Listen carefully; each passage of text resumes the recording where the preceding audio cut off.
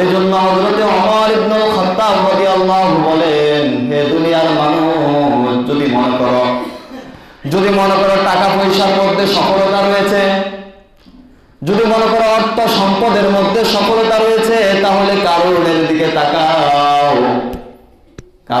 দিকে তাকাও। তার কত ধন সম্পদ ছিল, কত টাকা পয়সার মালিক সে ছিল। আজকের দুনিয়ায় তার মতো এত টাকা পয়সার মালিক একজনও আছে নাকি? আজকে তো বিশ্বের সবচেয়ে ধনীদের তালিকায় যারা রয়েছেন, বিল গেটস, ইলন মাস্ক থেকে শুরু করে যারা আজকে পুরো পৃথিবীর সর্বোচ্চ চূড়ায় রয়েছেন ধনীর তালিকায়, কিন্তু সমস্ত ধনীদের টাকা যদি এক করা হয়, তারপরও কারণে টাকা পয়সার এক কানি সমান হবে না।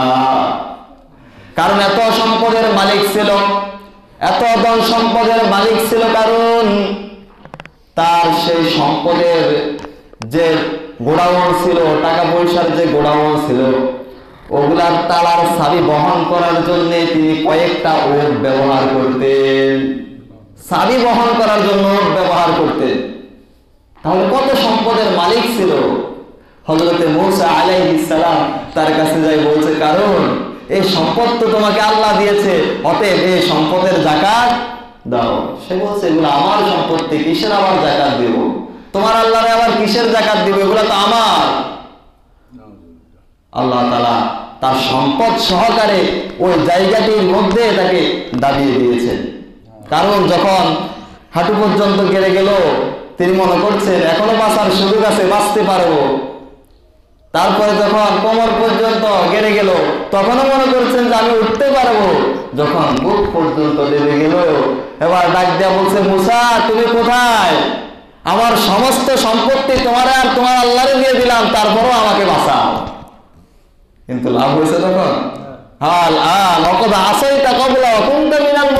এখন যেভাবে আল্লাহ ফেরাউনকে বলছিলেন, এখন আরে তুমি তো দুনিয়ার মধ্যে সবচেয়ে ফাসাদকারী ছিলে, আর এখন শেষ হয়ে যাচ্ছ, চলে যাচ্ছ, আর তোমার সুযোগ নাই, আর এখন বলছো আমি ঈমান এনেছি। তেমনি কারণ বলছে, মূসা সব দিয়ে দিলাম, কিন্তু আমাকে বাঁচাও। কিন্তু আজ পর্যন্ত সেই জায়গাটি এখনো ডেবে যাচ্ছে নিচের দিকে। কিয়ামত পর্যন্ত কারুনের জায়গাটি সহকারে কারণ নিচের দিকে নেমে যেতেই থাকবে, নিচের দিকে দেবে যেতেই থাকবে তার সম্পত্তি সহ। তাহলে এত সম্পদের মালিক কারণ ছিল, সে সফল ছিল নাকি? আজকে তাকে কেউ সফল হিসেবে চিনে নাকি? তাহলে টাকা পয়সার মধ্যে সফলতা নেই। হযরত ওমর ইবনে খাত্তাব রাদিয়াল্লাহু বলেন, যদি মনে করো ক্ষমতার মধ্যে সফলতা রয়েছে, যদি তোমরা মনে করো ক্ষমতার মধ্যে সফলতা রয়েছে, তাহলে ফেরাউনের দিকে তাকাও। ফেরাউন তো কত বড় সফল ব্যক্তি ছিল, কেমন সফল ছিল? ক্ষমতার দিক দিয়ে সফল ছিল। যদি তোমরা মনে করো ক্ষমতার নাম সফলতা, সে তো এমন ক্ষমতাসীন ছিল, নিজেকে দাবি করছে আনা রাব্বুকুমুল আ'লা, আমি হচ্ছি বড় রব। নিজেকে কত বড় ক্ষমতার মালিক হলে রব দাবি করতে পারেন। যদি মনে করো আজকের দুনিয়ার যারা ক্ষমতা পেয়ে মনে করছো আমি সফল, তাহলে সেই ফেরাউন আর নমরুদের দিকে তাকাও, যে নমরুদ পুরা পৃথিবীর শাসক ছিল। কিন্তু সফল ব্যক্তিদের তালিকায় কি তারা আছে? তাহলে টাকা পয়সার নাম সফলতা নয়, ক্ষমতার নাম সফলতা নয়, সফলতার নাম হচ্ছে কদ আফলাহাল মুমিনুন, যে ঈমান এনেছে আর মুমিন হয়েছে, আল্লাহর ঘোষণা হচ্ছে সেই সফল।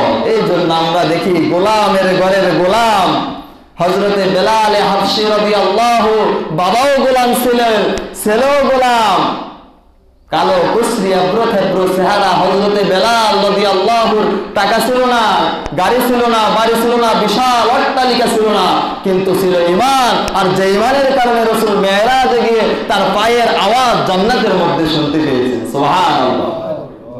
সকলকে সেই বেলাল রাদিয়াল্লাহু সফল। এজন্য আল্লাহ তাআলা বলছেন, সফল যদি হতে হয় তাহলে তোমাকে মুমিন হতে হবে, ঈমানদার হতে হবে।